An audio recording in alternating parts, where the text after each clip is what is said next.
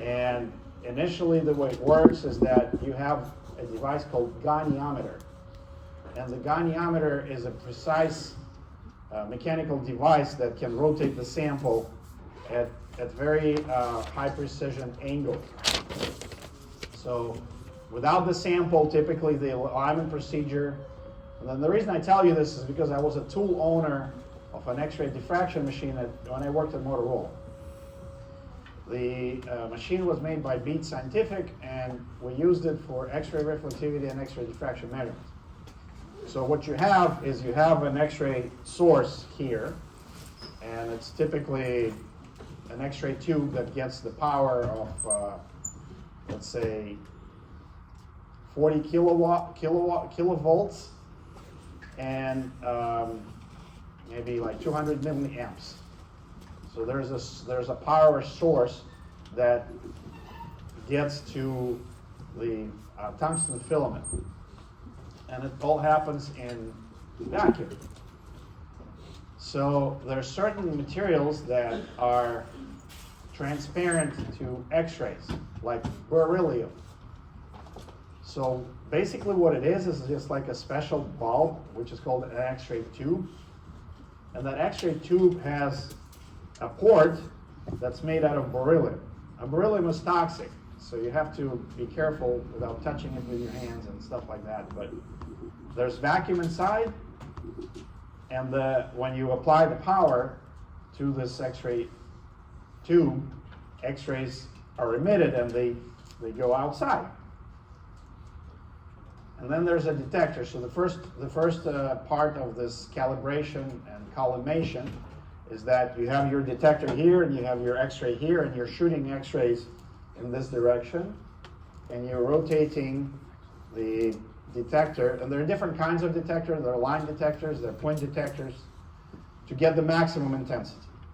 So the idea without the sample in the beam is to get the maximum intensity. All right? Kind of like, in the shooting range, when you're shooting, you want to hit the apple to zero. And then what you do is you bring the sample into the beam and you cut that intensity in half. And after you cut that intensity in half, you start to rock the sample this way. And there's an iteration procedure that keeps coming and going. And the idea is that so that your X-ray beam and your sample are in the same plane. And after you do that, you start your experiment. And typically there's like a script. You can write your own script, or you can use the script that other people have written there that comes with the machine. And then you can collect your data. And the data looks like this. Typically, you need, so this is background. Typically, you need to have at least 1 second per angle to collect the statistics and collect the data. So this X-ray scans can take a long time if you want to have high resolution. And the degree step is 0.05 degrees or 0.01 degrees. This is how precise we can move this specimen. And those X-ray machines cost a lot of money, like hundreds of thousands of dollars, typically, to do this kind of analysis. We do have one at the NREC, at the Nano Center here. So if you ever get involved, you have to go through radiation safety, because X-rays are harmful. It's a form of radiation. And if you work with this kind of equipment, you need to have a device that would measure the dosage that you would receive. Not like you would start the experiment and there's a safety enclosure, but you never want to get your body parts in the beam. The dean of the materials department in Almaty, Kazakhstan, was careless, and he got his hands into the X-ray beam, and it looked nasty. I mean, his hands got burned by X-ray radiation, and he had pieces of skin falling off. It was not good.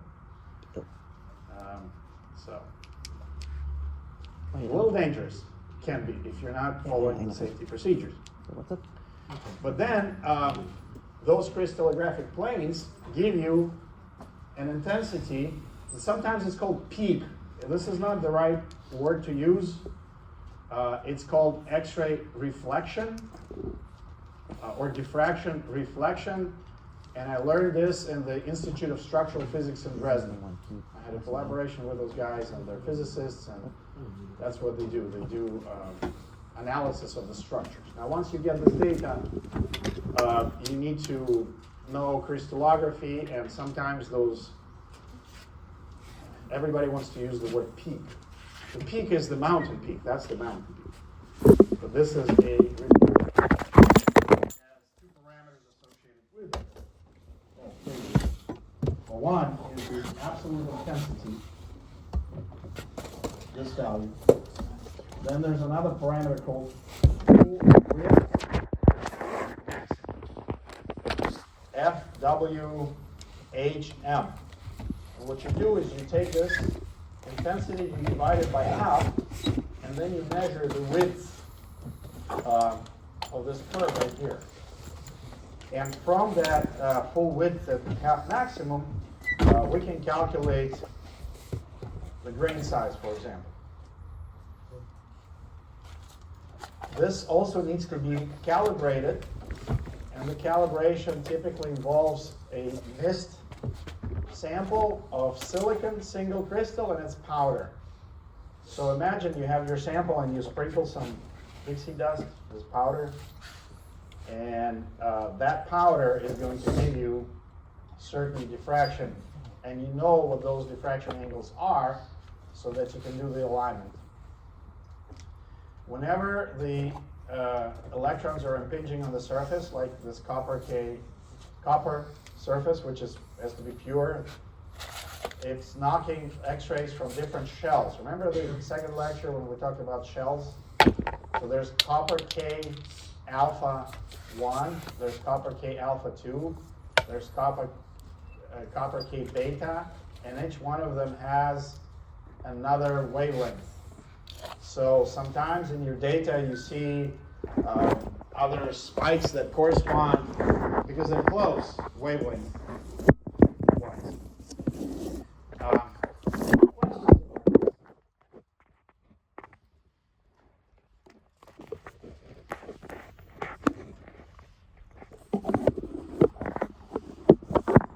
So that's what we talked about. Chapter 3 is that fundamentally, materials are either crystalline or amorphous.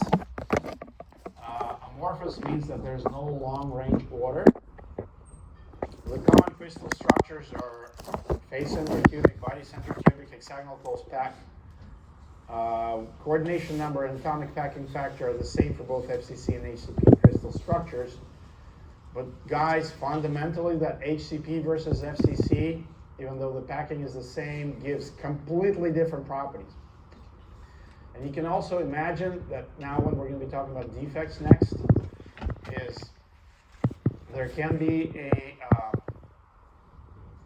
stacking fault, like I'm just passing that stuff, this structure, another plane can be positioned just one atomic distance, and it's going to give you a completely different structure. So those atoms at that small scale can rearrange. That's what we're going to be talking about next. The best packing factor is 74%. So from 52% for simple cubic, we go to 74%, and that's the best as we can do, packing those atoms as hard spheres. We also calculated theoretical density based on the crystal structure, atomic weight, and the unit cell lattice parameter. This lattice parameter was measured experimentally using X-ray diffraction that we also discussed. We also talked about crystallographic points, directions, and different planes and how they can be indexed. And then we calculated atomic and planar densities. all materials, if they're not nanocrystalline, meaning amorphous, they are either single crystals or polycrystalline. It takes an effort to have a single crystal, and I will tell you exactly why in chapter 4, which is like right now. Also, there are different properties in different directions, and as you look at this FCC versus HCP, if there are 3 atoms touching like this, okay, I'm pushing directly, and it gives me the direct stiffness between those 3 atoms. If I move this atom out of the way, like this, which you see in the FCC, then I'm not pushing on this atom directly through this atom. What I'm doing is I'm pushing on this atom, but it wants to move this way, right? The force projection. So this is why this pushing business, or properties business, whatever those properties are, is going to be different depending on the crystallographic direction, which is called anisotropy. Allotropy, a polymorphism, means that there could be more than one crystal structure for the same exact material, and a great example of that is diamond, which is carbon. So we have carbon, the pencil, we have diamond, the gem, or whatever the application is. Before we go to the next chapter, I want to bring up this thing about the exam. If there are students that have extra time and are not going to take this exam here in this classroom, please email the TAs. If you decide to go to this special center for the students to take the exam there, okay? Because they need to program you that extra time that you require. Typically 1.5 or 2 or whatever the situation is. And you can decide whether you want to take this exam here or it's your choice. Okay? But please email the TAs ahead of time so that they adjust. Everybody's okay with that Wiley Plus thing? Homework is doing okay? Right? Yes? Yes? Question? If can you extend the attempts? I can't hear. Can you- Question? For Y plus, can you extend it some of the attempts, or you only get 3? That's it. Extend what, the deadline? No, not the deadline. The attempts. Like how many? How many do you have right now? if- I think that's fair. No, not the deadline. I mean, like how many tries? Like I understand, but do you need more than 3? Don't. It never came up before, so Just- I mean, I'm just asking. Is it I possible? guess the or answer would be no. Yeah. But if you want to talk to me about this, come during office hours, 3:30. I'll be happy to talk to you about it. Sure.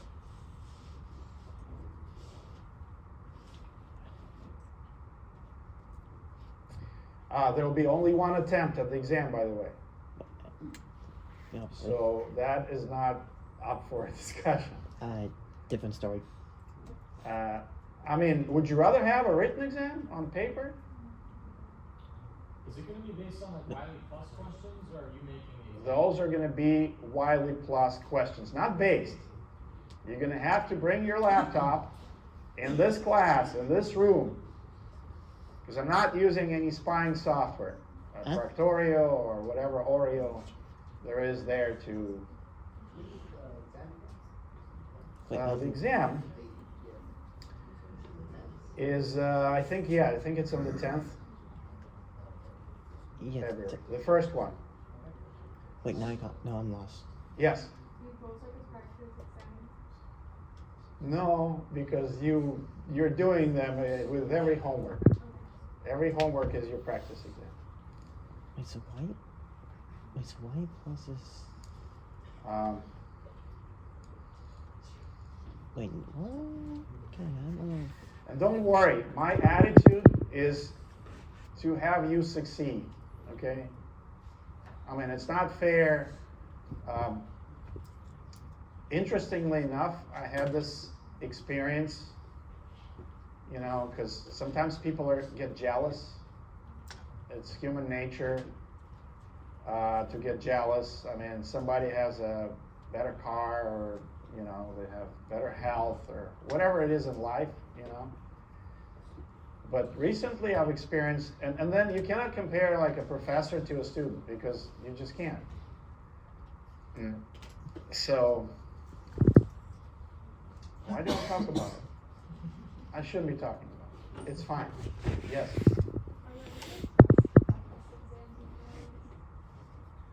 I already answered that question. Your homework is your practice exam. And the only difference is that you're going to be doing this set of a homework problem right here in this room with your laptop. Yes? You said that you use a sheet, like a memory help.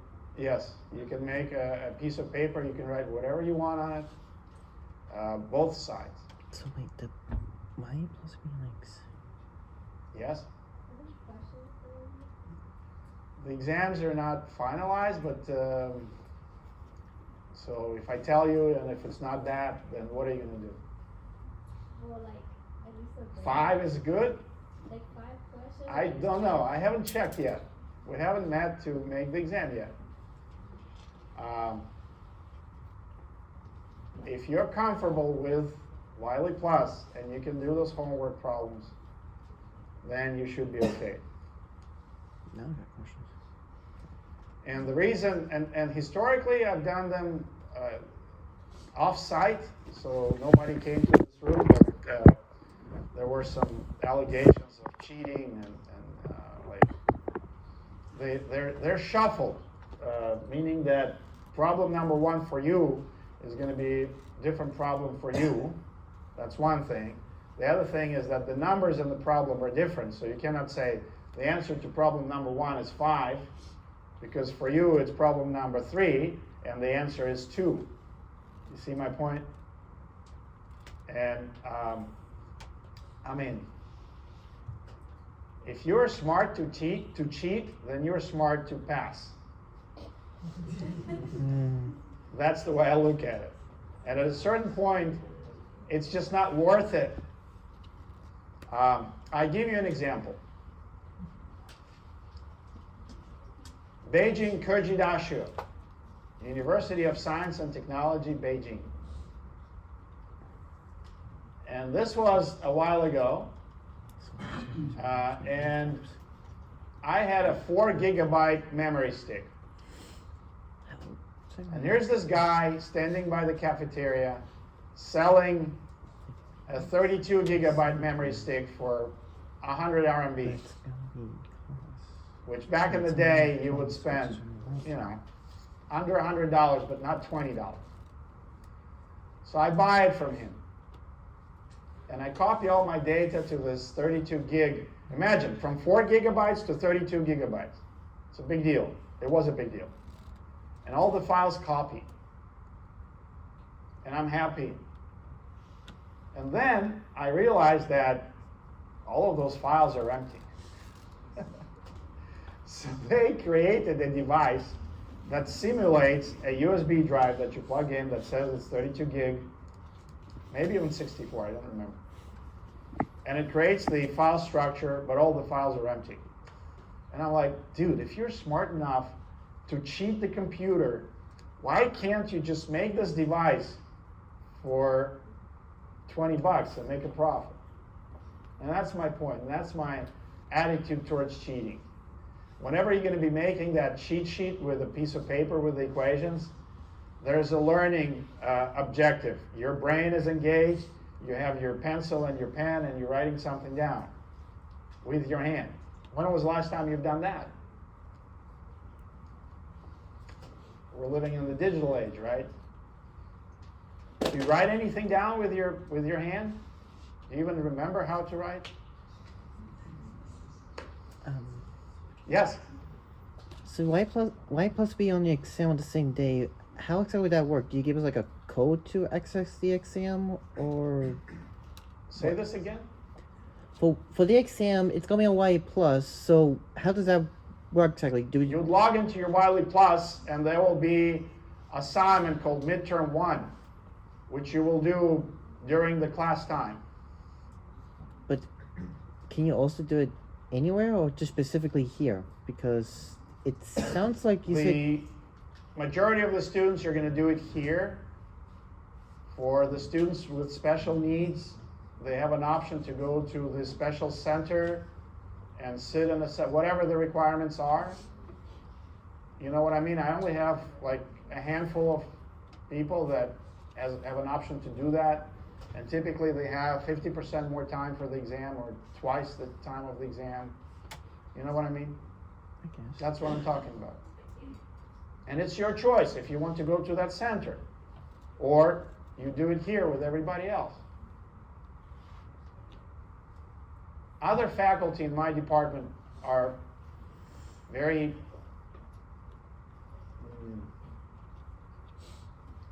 I don't know what's the right word.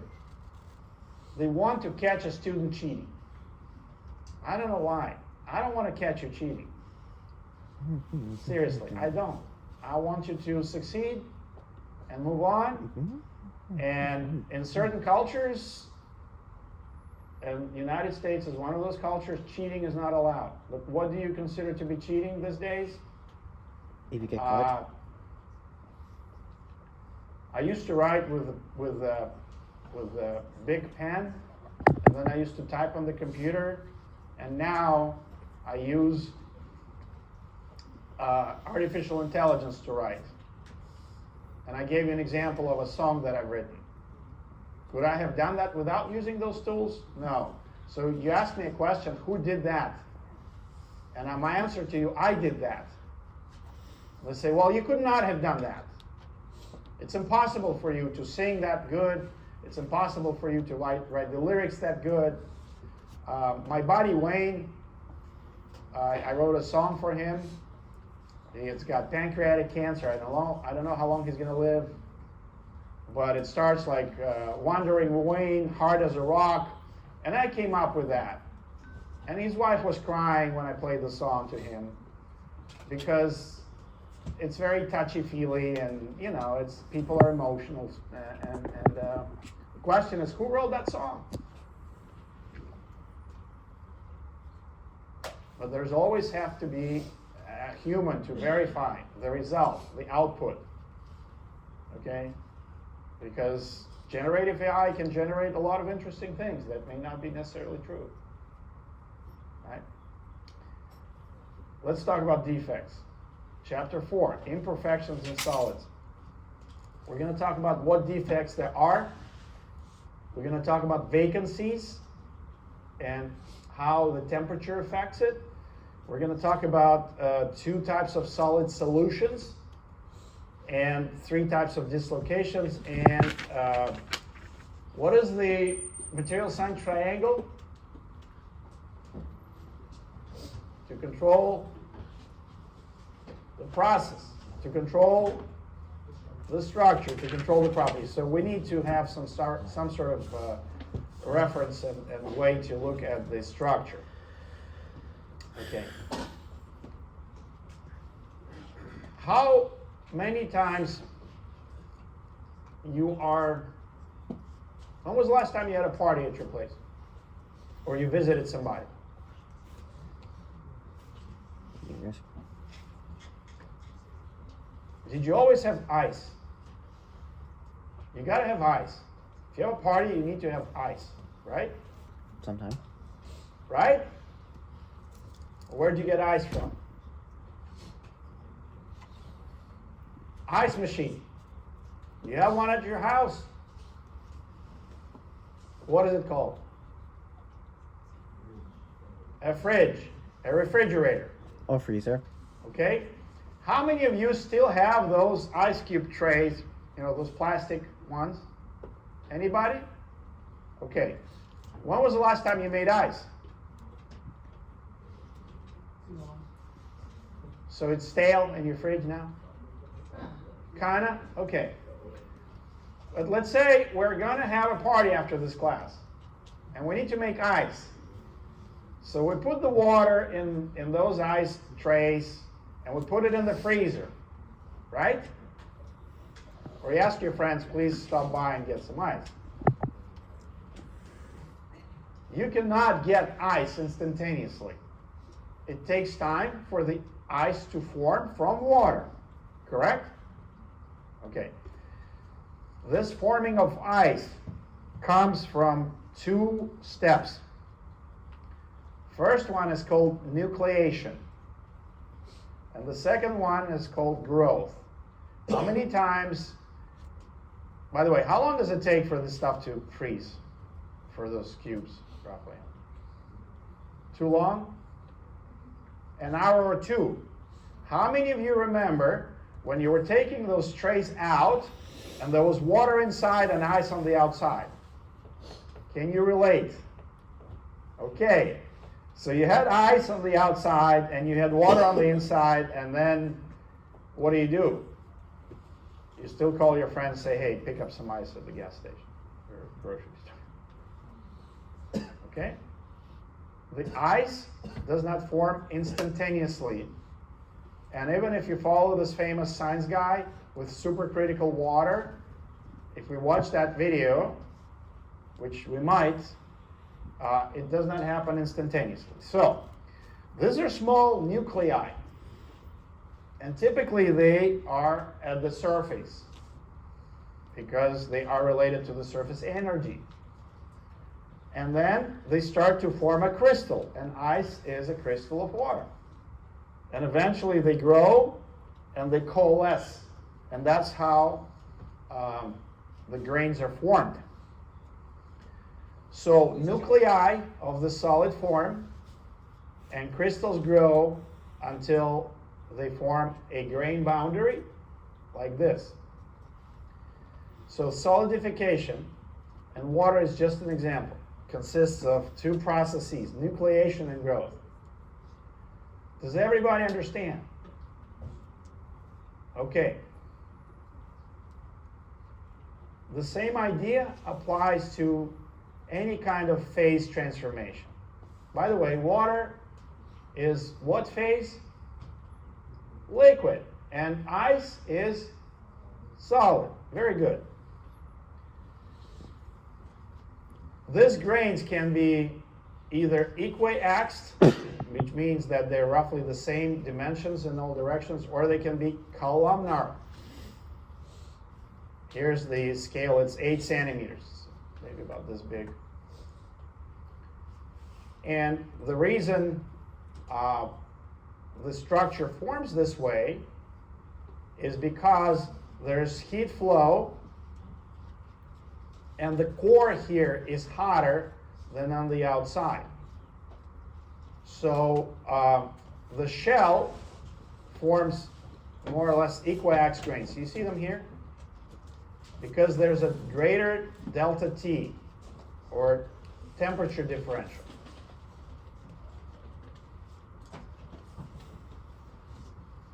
Have you ever seen this experiment of people going in northern states with boiling water, and it's like minus 40 outside, and they spray it and the stream of water turns into ice while they do it? It's pretty cool. It works better with the hotter the temperature of the water, the better it works. Why? Because of that delta T. And for the columnar grains, that gives you slower cooling. So this process of solidification happens by diffusion. So in this case, molecules of water have to arrive to this nucleus for it to continue to grow, and it takes a certain time.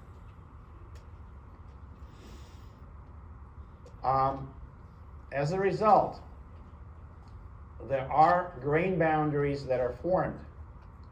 So you can see this is the grain boundary. There's perfect structure over here, and there's perfect structure over here.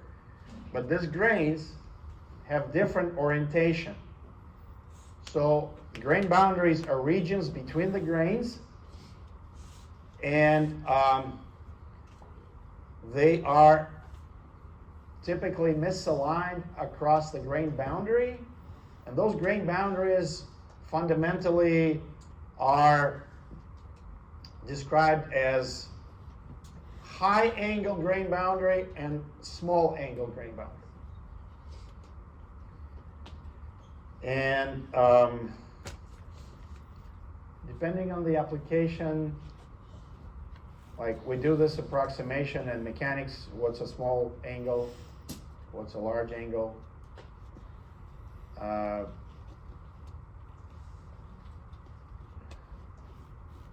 And since I don't want to mislead you, please ask the Google authorities what is the small angle grain boundary and what is a large angle grain boundary, and give me an answer, please. I have an answer in my head, and I think it's 15 degrees, but I want you to check and verify. Oh, my neck. Small angle grain boundary, a maximum angle versus a large angle or high angle grain boundary. And tell me the answer.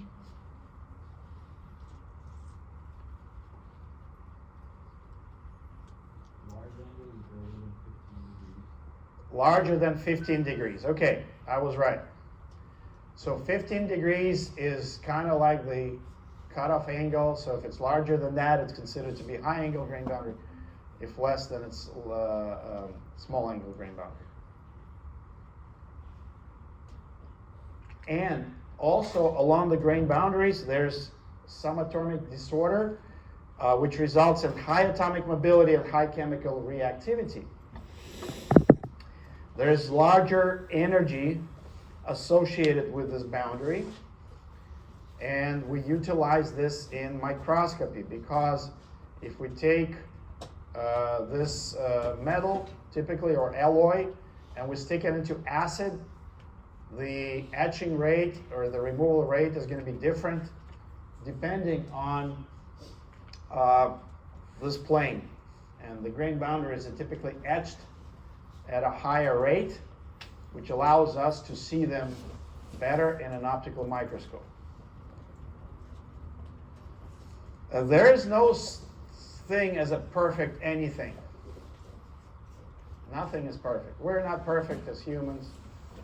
And also in nature, the crystals are never perfect because the defects are always present, and there's a reason for that we're going to discuss.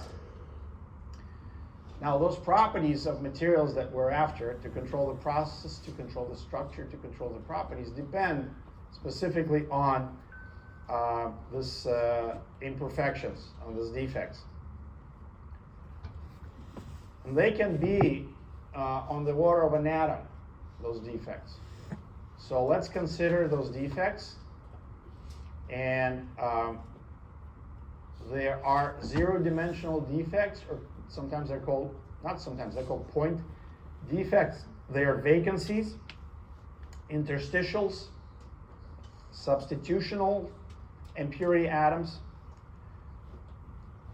And these are all point defects, and we call them zero dimensions. I'll show you the examples. Linear defects are dislocations. And then there are 2D interfacial defects, are grain boundaries. So let's have a look at point defects. And again, you see this, this is in 3D, but you're showing a 2D representation. This is a perfect plane of atoms, and then one atom is missing. And that is called a vacancy. Do you see how you're sitting a little bit tilted to the side here, right? If there was another person sitting there, you would not be able to do that. You know what I mean? Same thing on the plane, like if it's close packed, you're sitting there like this. You cannot put your arms on the armrests. But if there's an empty spot next to you, it's pretty good. Yeah? And if there are 3 of them, maybe you can lay down when you're flying. And it beats business class. How many of you had that experience? Never flew when all 3 seats were empty? Yeah. especially on an international flight, then you consider yourself lucky. Okay, you see what happens? These atoms are relaxing. So they move a little bit into this position. You see that? Because there's an empty space. And as a result, the immediate neighboring planes are distorted. Then there are self-interstitials. An interstitial is the same type of atom that it's placed in the position where it does not belong. And imagine, between three of you, we're going to put another person. Is that even going to work? Well, how many of you have been in a car with more people than there are seats for? Would Uber or Lyft allow that?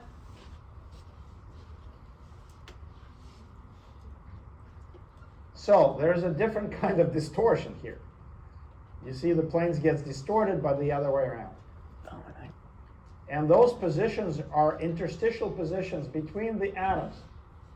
Now the reason it is called self-interstitial is that means that it's the same exact atom, not a different one. So the size is the same, it's exactly the same one. Any questions about vacancies and interstitials? Okay. We can calculate the number of vacancies in the state of equilibrium, because there's a very important temperature dependence. And we're going to take this in terms of the vacancy concentration. And it's also called equilibrium because we allow enough time for everything to settle down. We take the number of vacancies, n sub v, and we divide it by the total number of sites. And that's equal to exp means exponent. So there's a number e to the power of minus q sub v over kt. Q sub v is called activation energy. K is a Boltzmann constant, expressed in either joules per atom per Kelvin or electron volts per atom per Kelvin. T is the absolute temperature in Kelvin. So please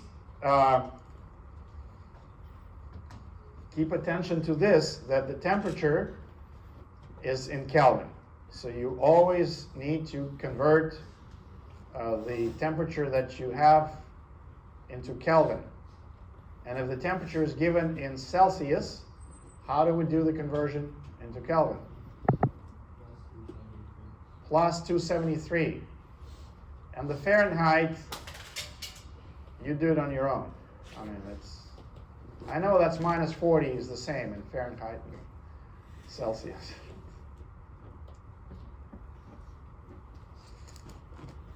So in Celsius, water turns into ice at roughly 0 degrees centigrade, right?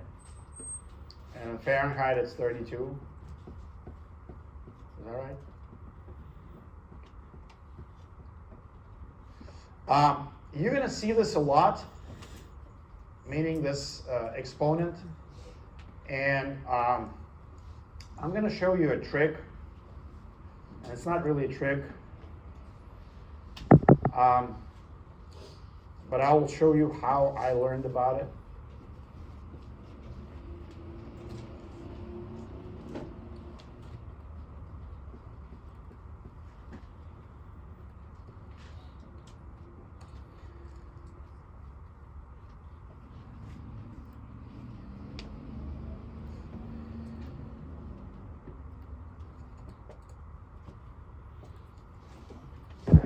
knowledge and knowledge. And I tell you what the difference is. When you actually do something, you learn. And the first time you do something, most likely, my point is that the second time you're going to do it is going to be better, and the third time you're going to be doing it is going to be better, and then you become a pro. Isn't that right? Okay. So Nate Waldstein works for the Air Force, and back in the day, he was a graduate student here at USF. And my classmate from University of Minnesota was a manager at Seagate Technology. And Seagate Technology is a company that makes hard drives. And supposedly they make the reliable hard drives. And in the year 2007, they made the first 1 terabyte hard drive. Nowadays, 1 terabyte is not a large hard drive, but back in the day it was. It was very hot. So if you go on Google and you look at the first terabyte hard drives, people put fans on them to cool them down. Now the hard drive physically has oil inside to lubricate the motor. And my friend from graduate school asked me if I can measure the evaporation rate of oil. And I had a grant to bring USF students to Germany, TU Dresden, and Nate Waldstein came to Dresden. I was one of the students. And this is the equation. And we're going to talk about this equation as well. This is called Arrhenius equation. K is equal A times E minus delta EA over RT. Similar kind of equation that I'm showing you, right? So minus E over, this is the activation energy. So what we do is we take natural log of both sides of this equation. So we can write that log of K is equal to log of A minus EA over RT.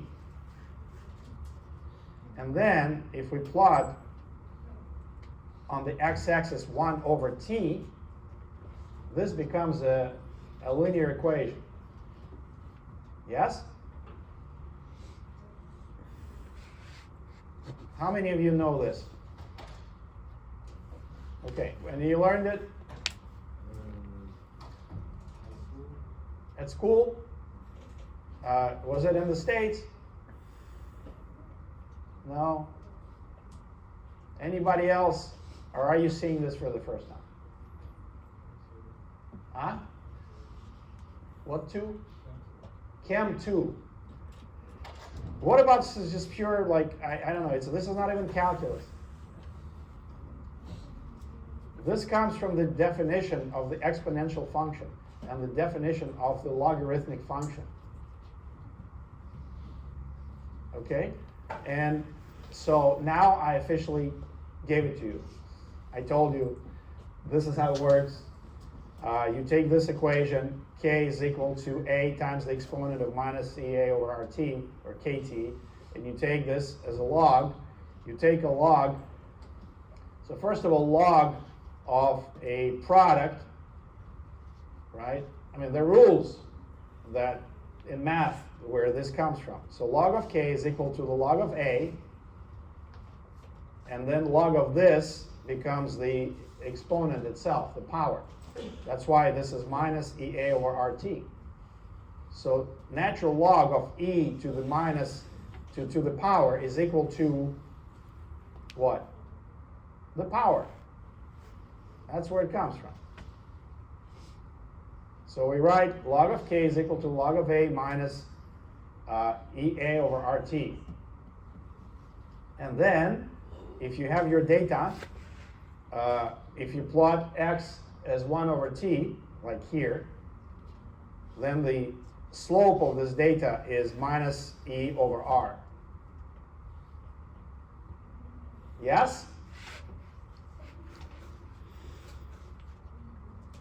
And you can see that because this is 1 over T, like this is 60 degrees, this is 100 degrees, this is 140 degrees.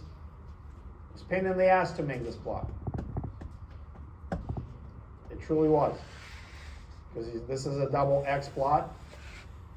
And, you know, to have this, like, without fractions, but I did it. I showed Nate how to do it. He defended his thesis. And we did it two ways. We did it when we were just continuously raising the temperature, and also keeping it for 2 degrees. So USF, Waldstein, Belinsky, thesis. You can pull up his thesis right here. And I do want to show you the picture.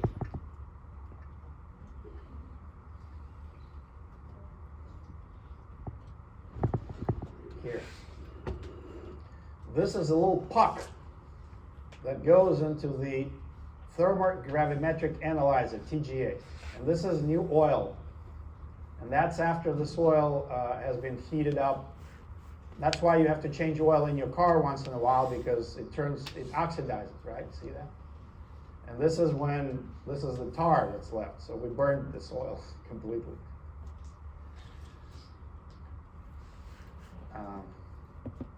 But anyway, to me, that's when you learn. But when you have to do an experiment, you have to analyze your data, stuff like that. So, going back to this. We can determine the activation energy for the formation of the vacancy experimentally. How? We plot this concentration as a function of temperature, and we see that it has exponential dependence following this equation.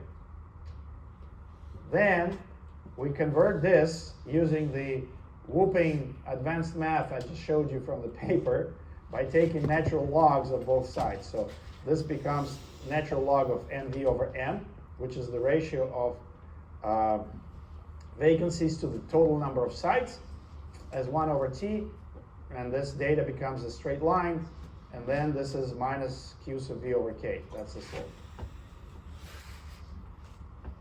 So please, I don't know, take a picture of this.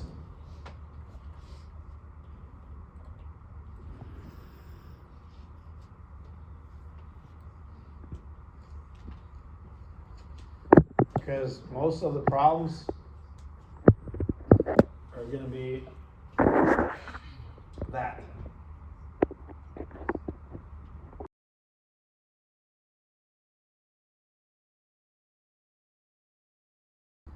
And the density is 8.4 grams per cubic centimeter.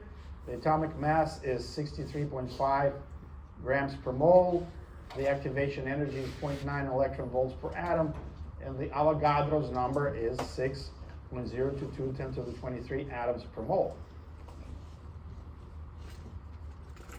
So we need to find the total number of lattice sites, which is equal to the Avogadro's number times the density divided by the atomic mass of copper. And that gives us 8 times 10 to the 28 sites per cubic meter. This is analogies like this room has a total number of seats, okay? This is the total number of atoms in 1 cubic meter of copper. 8 times 10 to the 28, a big whooping number. And then the second step is to determine the equilibrium vacancy concentration, which is equal to the N, which we just calculated, times the exponent of minus Q sub V over KT. And the activation energy is 0.9 electron volts per atom, divided by, you see this K, the Boltzmann constant? It can be expressed in either joules per atom per Kelvin or electron volts per atom per Kelvin. Those are joules, and electron volts are units of energy. They are equivalent. So you can convert one into the other, and just please whenever you do this, pay attention to the units. And we calculated it to be 2.7 10 to the negative 4 n. And n we calculated, so that's 2.2 10 to the 25 vacancies per cubic meter. Versus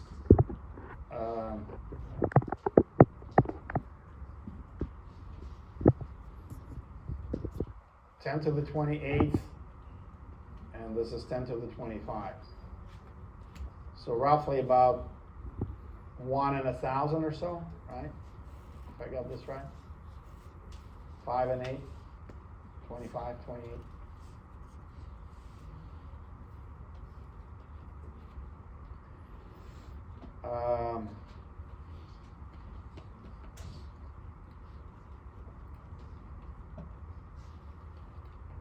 It's all right, in the PDF it doesn't show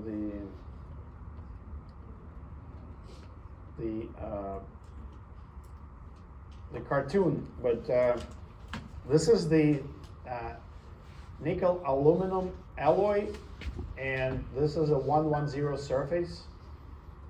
And if we increase the temperature, then this island starts to grow, and it happens by diffusion. So the only way for this to work is a combination of an atom and a vacancy. In other words, in order for you guys to move, there has to be an empty seat right next to you. The atoms cannot jump over the two seats. Does that make any sense? So the concentration of this vacancies in a solid is a very important parameter that we need to be able to calculate for making assessment of how things are going to happen and how fast they're going to happen and what temperature they're going to happen at. Let's talk about impurities.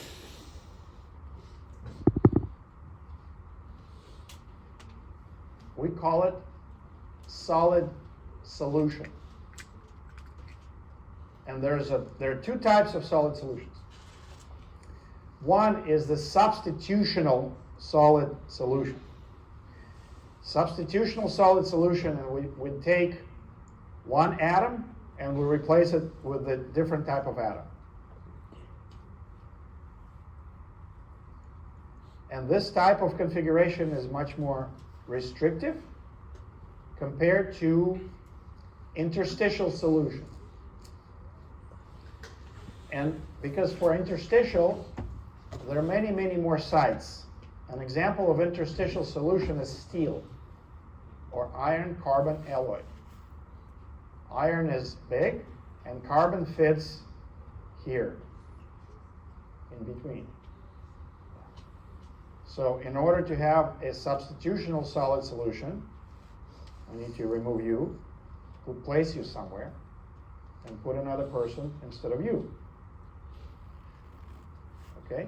So to take you, and please stand up, you're occupying space. There's no way around it.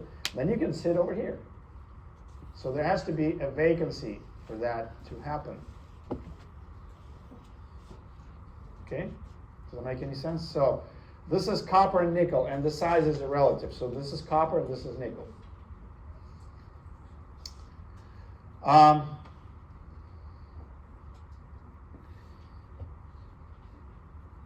In this case, we have more or less random distribution of those atoms that are B. But sometimes we're forming a new phase. So here you can see a random orientation, and in this particular area, there's a particular orientation. We call it secondary phase. Second and secondary are very similar, but there's a very distinct meaning.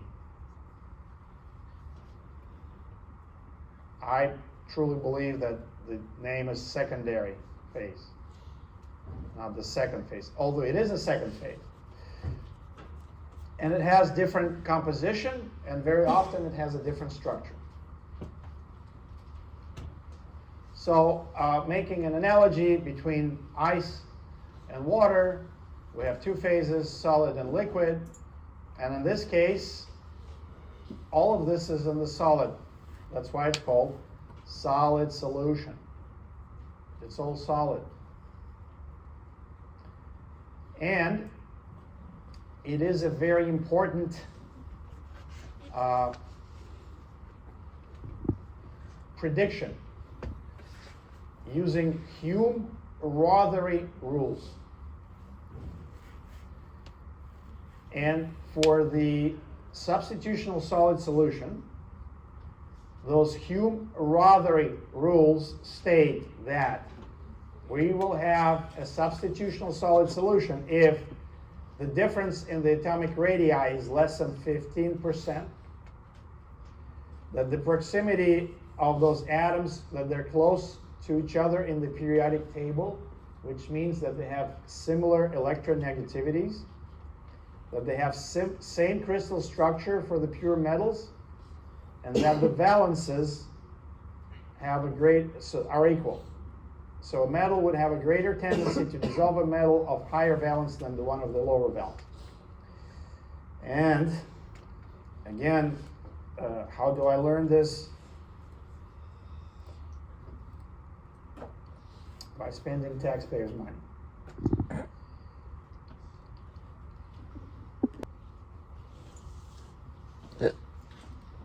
So this is the first time where I use those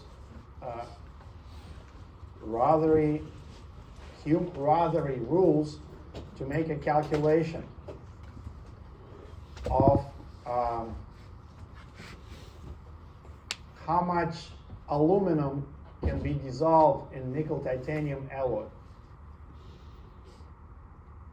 And you can see that, you see here, Hume-Rothery size factor, and this is the ratio of the atomic radii of A and B.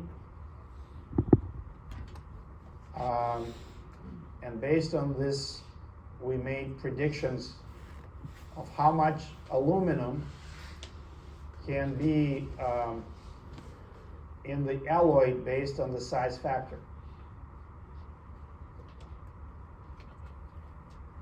And this is one of the top journals of alloys and compounds. Hume-Rothery size factor.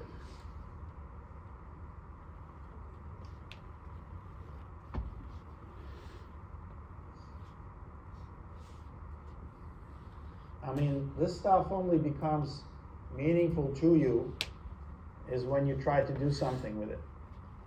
Other than that, you know, you hear me talk.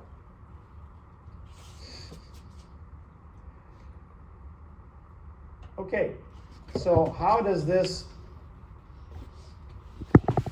matter? Let's apply this Hume-Rothery rules for a prediction. Would you predict that there will be more aluminum or silver to dissolve zinc? And here's the element. This is silver, this is aluminum, this is zinc. Atomic radius in nanometers, crystal structure, electronegativity, and valence.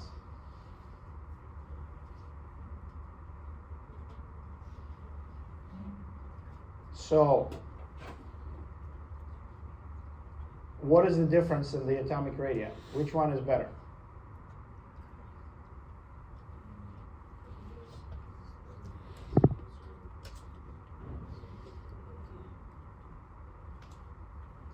Okay. What about in terms of the electronegativity?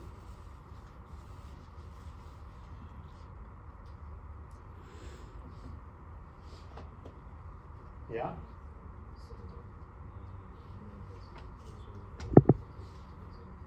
Okay. Crystal structure? There's no difference because the zinc has HTP. And the valence?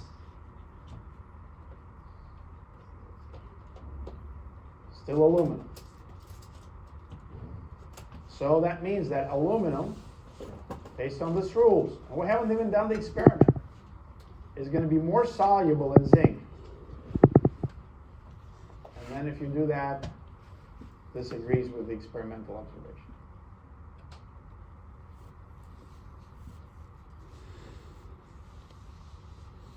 And I can tell you, from my personal perspective, that I think that it's very cool. Because if you want to make an alloy, it takes a lot of effort and it takes a lot of money, and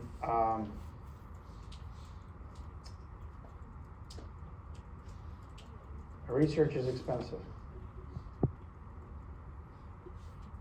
So if you know what the outcome is going to be ahead of time, that way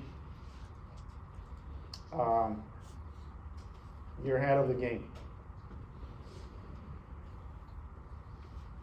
Here is the X-ray diffraction data for no aluminum, 0.5 atomic percent aluminum, 1 atomic percent aluminum, 1.5 and 2% atomic percent aluminum.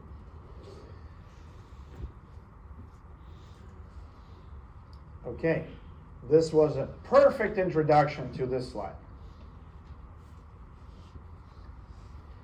Because the composition can be expressed as weight percent and atomic percent.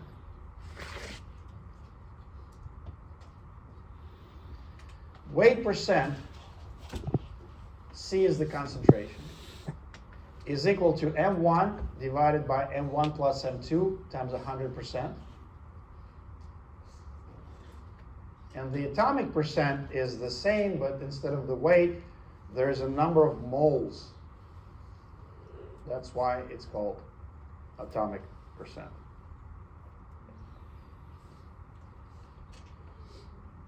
And a very common misconception and a very common mistake that keeps being copied from one paper to the other is this. Do you see what it says here? Intensity, comma, ARB units. What does ARB units mean? Arbitrary units. Sometimes people put A dot U dot, which means atomic units. And it's a mistake that keeps propagating from one paper to the other. The physicists are also making a huge mistake when they're putting dimensions in square brackets.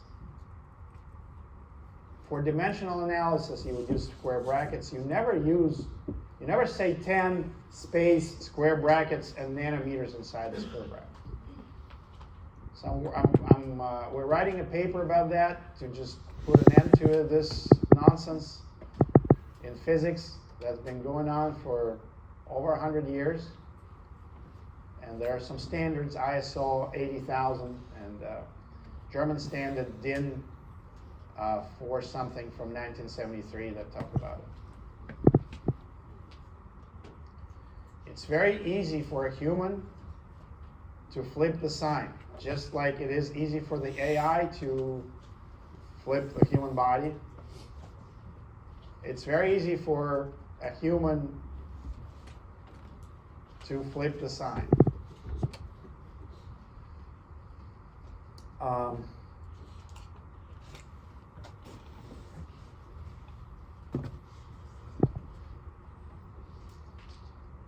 You can see that the third way to express is volume percent. You see it here? There's mass percent, there's atomic percent, and there's volume percent. Where do you see the volume percent?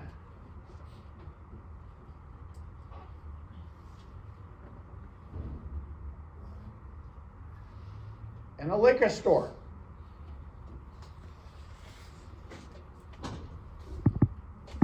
Have you ever purchased an alcoholic beverage? And what does it say on the bottle? percent alcohol by volume. What is the percent alcohol in beer?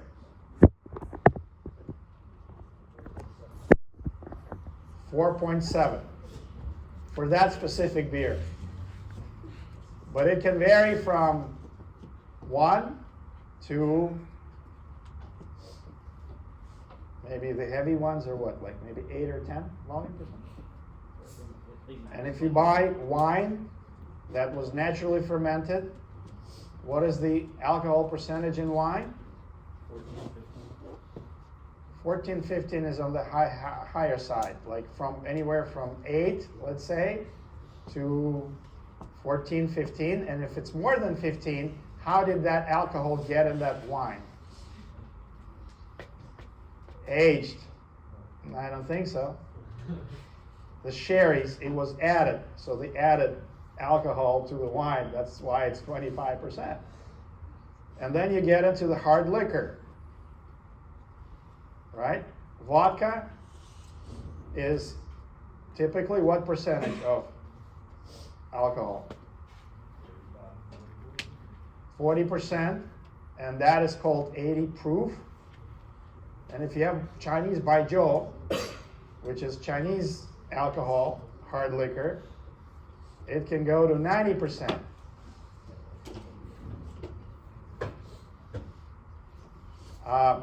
I hope you guys are comfortable discussing it. I'm not intending or pretending anything.